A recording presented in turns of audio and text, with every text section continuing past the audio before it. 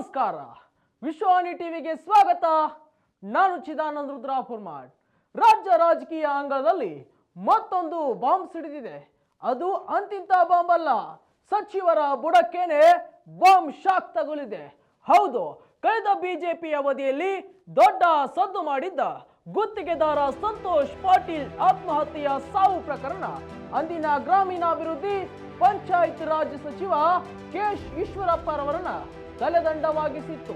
ಈಶ್ವರಪ್ಪರನ್ನ ರಾಜೀನಾಮೆ ಕೊಡಿಸುವವರೆಗೂ ಕಾಂಗ್ರೆಸ್ ಬಲು ದೊಡ್ಡ ಪ್ರೊಟೆಸ್ಟ್ ಮಾಡಿ ಸಕ್ಸಸ್ ಆಗಿತ್ತು. ಇದೀಗ ಅಂತಹದ್ದೇ ಮತ್ತೊಂದು ಗುತ್ತಿಗೆದಾರನ ಆತ್ಮಹತ್ಯೆಯ ಪ್ರಕರಣ ರಾಜ್ಯದಲ್ಲಿ ಚರ್ಚೆ ಬಲು ಜೋರಾಗಿ ನಡೀತಿದೆ. ಬೀದರ್ನಲ್ಲಿ ಗುತ್ತಿಗೆದಾರ ಸಚಿನ್ ಪಾಂಚಾಲ್ ಆತ್ಮಹತ್ಯೆಯ ಪ್ರಕರಣ ಬಿಜೆಪಿಗೊಂದು ದೊಡ್ಡ ಅಸ್ತ್ರ ಸಿಕ್ಕಿದೆ. ಇದೇ ವಿಚಾರವಾಗಿ ಕೇಸರಿ ನಾಯಕರು ಕಾಂಗ್ರೆಸ್ ಲೀಡರ್ಸ್ ವಿರುದ್ಧ ಮುಗಿಬಿದ್ದಿದ್ದಾರೆ. ಬೀದರ್ ಜಿಲ್ಲೆಯ ಬಾಲ್ಕಿ ತಾಲೂಕಿನ ಕಟ್ಟಿತುಗಾಂವ್ ನಿವಾಸಿ ಸಿವಿಲ್ ಇಂಜಿನಿಯರ್ ಸಚಿನ್ ಪಾಂಚಾಲ್ ರೈಲಿನ ಹಳಿಗೆ ತಲೆ ಕೊಟ್ಟು ಆತ್ಮಹತ್ಯೆಗೆ ಶರಣಾಗಿದ್ದಾರೆ. ಆತ್ಮಹತ್ಯೆಗೆ ಶರಣಾಗುವುದಕ್ಕೂ ಮೊದಲು ಡೆತ್ ನೋಟ್ ಬರೆದಿಟ್ಟಿದ್ದಾರೆ. ಡೆತ್ ನೋಟ್ನಲ್ಲಿ ಸಚಿವ ಪ್ರಿಯಾಂಕ ಖರ್ಗೆಯ ಆಪ್ತ ಹಾಗೂ ಕಾಂಗ್ರೆಸ್ ಮುಖಂಡ ರಾಜು ಕಪ್ಪನೂರ್ ಸೇರಿ 8 ಮಂದಿ ಹಣಕ್ಕೆ ಬೇಡಿಕೆ ಇಟ್ಟಿದ್ದಾರೆ ಹಾಗೂ ಕೊಲೆ ಬೆದರಿಕೆ ಹಾಕಿದ್ದಾರೆ ಎಂದು ಆರೋಪ ಮಾಡಿದ್ದಾರೆ. ಇದೇ ವಿಚಾರಕ್ಕೆ ಕಮಲ ಕಲಿಗಳು ಕೆರಳಿ ಕೆಂಡವಾಗಿದ್ದಾರೆ.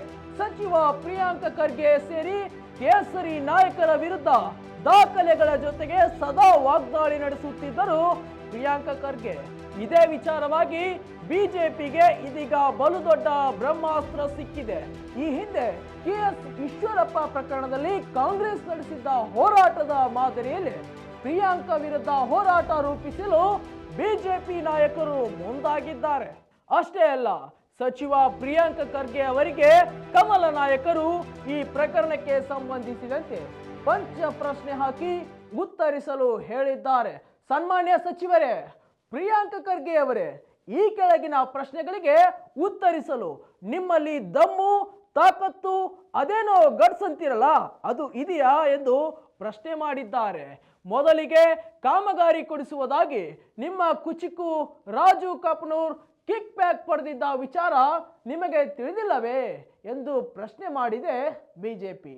ಎರಡನೇದಾಗಿ ರಾಜು ಕಪ್ಪನೂರ್ ತೆಗೆದುಕೊಂಡ ದುಡ್ಡಲ್ಲಿ ನಿಮ್ಮದೆಷ್ಟು ಪಾಲು ಎಂದು ಪ್ರಶ್ನೆ ಮಾಡಿದೆ. ಮೂರನೇದಾಗಿ ಆಗಸ್ಟ್ನಲ್ಲಿ ಗುತ್ತಿಗೆದಾರ ಸಚಿನ್ ಈ ಬಗ್ಗೆ ಚರ್ಚಿಸಲು ನಿಮ್ಮ ಬಳಿ ಬಂದಾಗ ನೀವು ಹಾಕಿದ ಕಂಡೀಷನ್ ಏನು ಎಂದು ಪ್ರಶ್ನೆ ಮಾಡಿದೆ.